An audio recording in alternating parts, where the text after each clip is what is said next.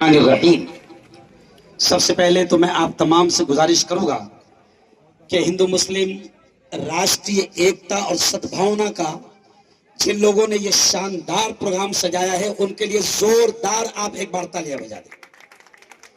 और सर, मैं एक मुस्लिम धर्मगुरु होने के नाते आपका इन तमाम की जानिब से और तमाम धर्मगुरुओं की जानिब से शुक्रिया अदा करता हूं कि आप हमारी इस बस्ती में आए हैं। सर के लिए एक बार जोरदार तालियां बजाएं। देखिए, दो बातें कहकर अपनी बात समेटूंगा क्योंकि ये कोई भाषण या राजनीतिक मंच नहीं है। प्यारे बच्चों, एक मिनट। सर, हमको जो रोजा हम जो लोग रखते हैं, पवित्र कुरान में ये कहा गया है, अल्लाह ये कहता है कि मैंने रोजे तुम पर इसलिए फर्ज किया ताकि तुम्हारे अंदर परहेजगारी आ जाए, तुम गुनाहों से अपने आप को बचाने वाले बन जाओ। सर, रोजे में क्या होता है?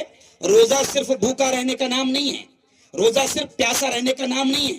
प्रेषित मोहम्मद ने कहा कि तुम्हारी आंखों का भी रोजा है, गलत देखना मत।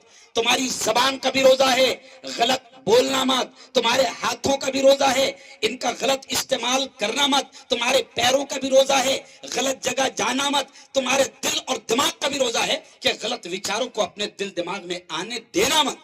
सर, ये 1 महीने की ट्रेनिंग है गाविद साहब, ये 1 महीने की ट्रेनिंग है। कल भी मैंने कहा ईद के मौके पर कि अगर कोई आदमी टीचर बनता है उसको ट्रेनिंग दी जाती है, कोई आदमी पुलिस वाला बनता है उसको ट्रेनिंग दी जाती है, कोई आदमी आर्मी में जाता है उसको ट्रेनिंग दी जाती है। ऐसे ही अल्लाह ने बेहतरीन इंसान बनने की ट्रेनिंग रखा है 1 महीने का रमजान। सर, रोजे में क्या होता है? 2 मिनट बाकी है रोजा खुलने को।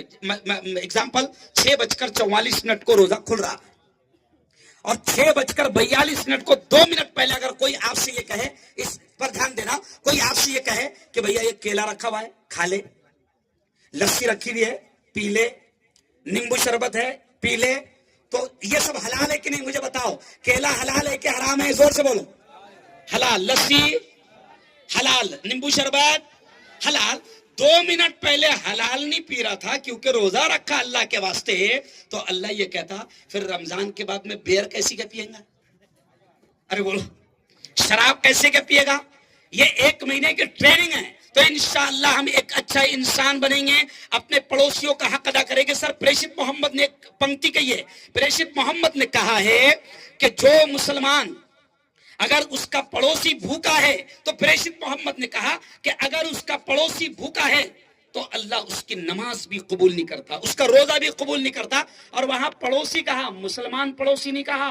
रमेश हो सकता है, कैलाश हो सकता है, प्रकाश हो सकता है, गणेश हो सकता है, बौद्ध हो सकता है, ब्राह्मण हो सकता है, क्रिश्चियन हो सकता है, जैन हो सकता है। हमारे प्रेषित ने कहा कि जिसका पड़ोसी भूखा हो और वो नमाज पढ़े, वो रोजा रखे, खुदा उसके रोजे को, नमाज को कबूल नहीं करेगा। खैर, बहुत अच्छा प्रोग्राम एकता संगठन ने रखी। बस मैं एक चीज कहकर बात खत्म करूंगा। देखो, अभी गुड़ी पाड़वा हिंदू भाइयों का त्योहार और ईद का त्योहार साथ में आया।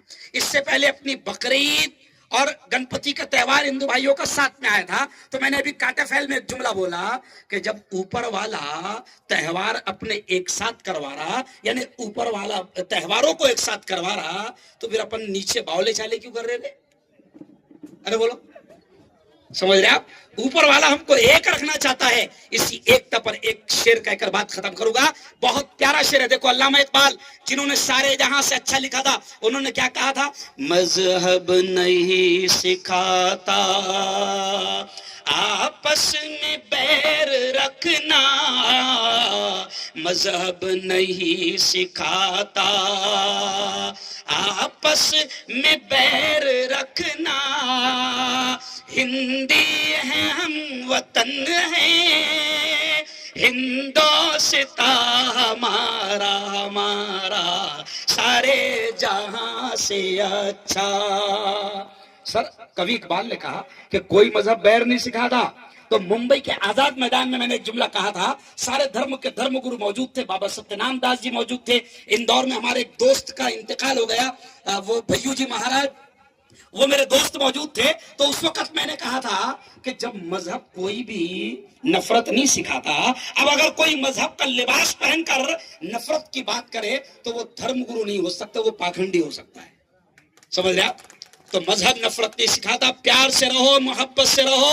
तांबापुर को मैं हमेशा कहता हूं कि तांबापुर जिंदाबाद सर। महाराष्ट्र का सबसे बड़ा कर्फ्यू यहां पर लगा था, सबसे बड़ा कर्फ्यू। लेकिन उसके बाद बच्चों को, जवानों को हमारे समझ में आ गया कि कोई हमको बावला नहीं बनाएगा, कोई हमको यूज नहीं करेगा, कोई हमको इस्तेमाल। अभी सर बहुत होशियार हो गए, बोला अरे बोलो सही बोलो बहुत होशियार हो गए, पहचानने लग गए कि कौन सा नेता अपनों को इस्तेमाल कर रहा है ना, फतरे फेंकने लगा रहा। मेरा डायलॉग है कि नहीं मशहूर, फतरे फेंकना नहीं, बावले चाले करना। अरे बोलो नहीं, इस शेर पर बात खत्म करूंगा कि दुनिया में अमन प्यार के किस्से लिखेगा कौन। सर बड़ा प्यारा शेर है कि दुनिया में अमन प्यार के किस्से लिखेगा कौन, और आपस में कट मरेंगे तो आखिर बचेगा कौन। दुनिया में अमन प्यार के किस्से लिखेगा कौन, आपस में कट मरेंगे तो आखिर बचेगा कौन। और मैं मेरे हिंदू भाइयों से कहता हूं कि होंगे ना तुम तो लाएंगे तुम सा कहां से हम, तुम्हारे जैसा होंगे ना तुम तो लाएंगे तुम सा कहां से हम, और होंगे ना हम तो आपको भाई कहेगा कौन। तो बहुत प्यारा देश है भारत, सबसे अच्छा देश है, इसलिए कहा गया सारे जहां से अच्छा हिंदुस्तान हमारा। बहुत बहुत मुबारकबाद जिन लोगों ने भी इस प्रोग्राम को सजाया है, जोरदार तालियां आप एक बार उनके लिए बजा दें। धन्यवाद, शुक्रिया, मुबारकबाद। बहुत बहुत शुक्रिया मुफ्ती साहब, सारे जहां से अच्छा हिंदुस्तान हमारा। मुफ्ती साहब ने बहुत ही सादगी से अल्लाह हमसे रोजे में क्या चाहता है वो बताया। बहुत बहुत शुक्रिया मुफ्ती साहब। और